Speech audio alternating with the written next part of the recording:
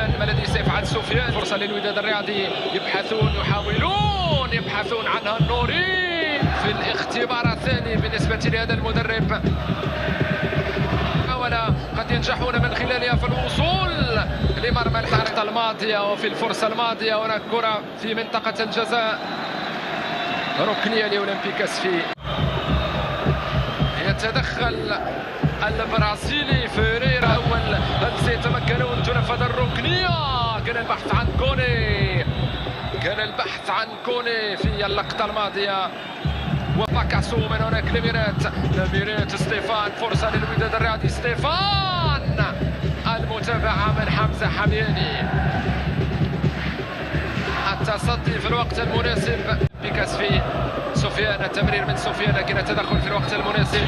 الفرصة ما زالت متواصلة مستمرة، منافسة كبيرة في منطقة الجزاء، قد ينجحون قد يتمكنون. كان قريبا الوداد الرياضي من زيارة الشباك، كان على وشك يطلب التنفيذ، تنفذ الركنية، كرة خارج الملعب. الكرة وصلت لورش في منطقة الجزاء، كان البحث عنها النوري لكن التغطية الدفاعية كانت حاضرة. أولمبيك أسفي يواصل عبوب، تقديم التعليمات للاعبين هنا. أنس الضو،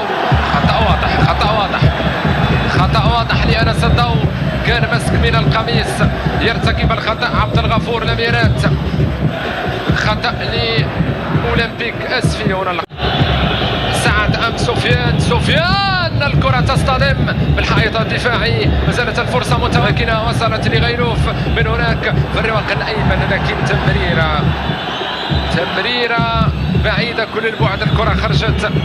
التماس لفائدة ولمصلحة الوداد الرياضي على نادي نهضة بركان هناك في مدينة فاس. الكرة وصلت في منطقة الجزاء، كانت فرصة الوصول، قد يتمكن هنا أمرابات لكن التدخل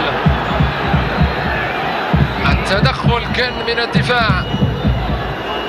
الكل في منطقة الجزاء يريدون إسعاد الجماهير لكن ليس بهذه الطريقة، ستيفان يبحث عن أمرابط العرضية من أمرابط، فرصة للتسجيل، جول.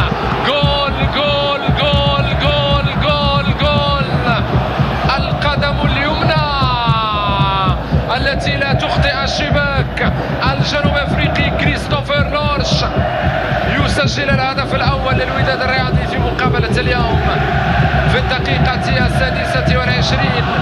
ينجحون في زيارة الشباك، ينجحون في الوصول للمرمى.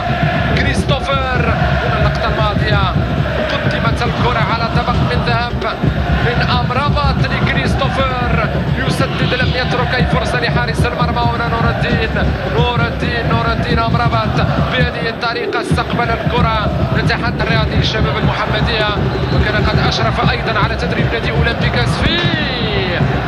كانت فرصة لأولمبيك أسفي، كانت محاولة لأولمبيك أسفي. كنت أتحدث عن بن هاشم.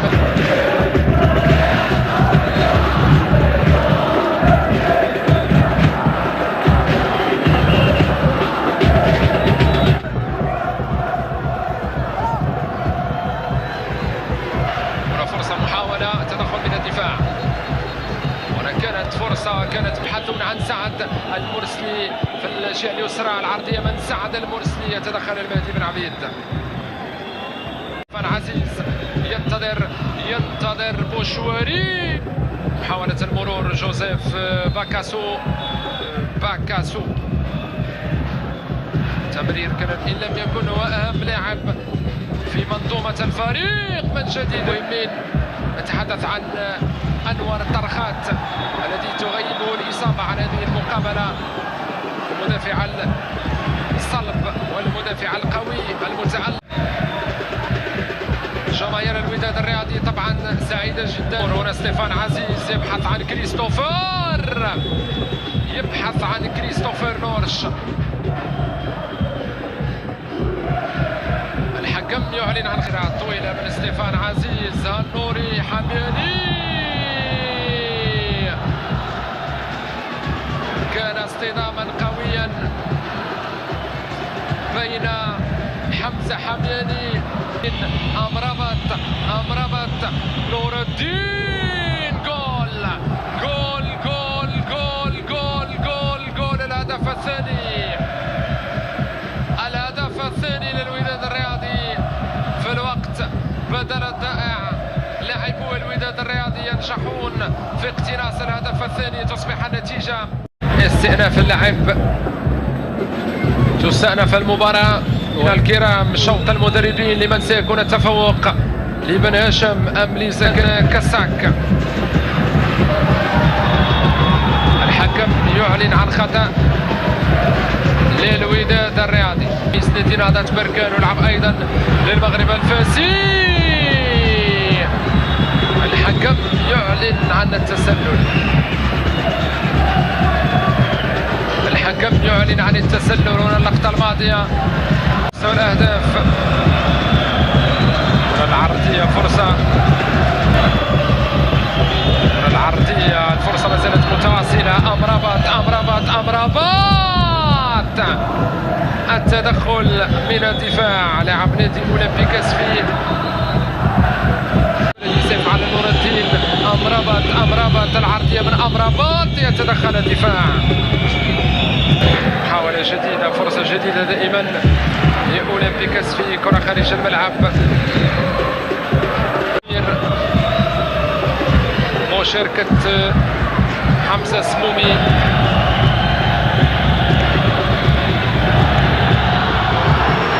بالإضافة لنادي اتحاد الجزائر.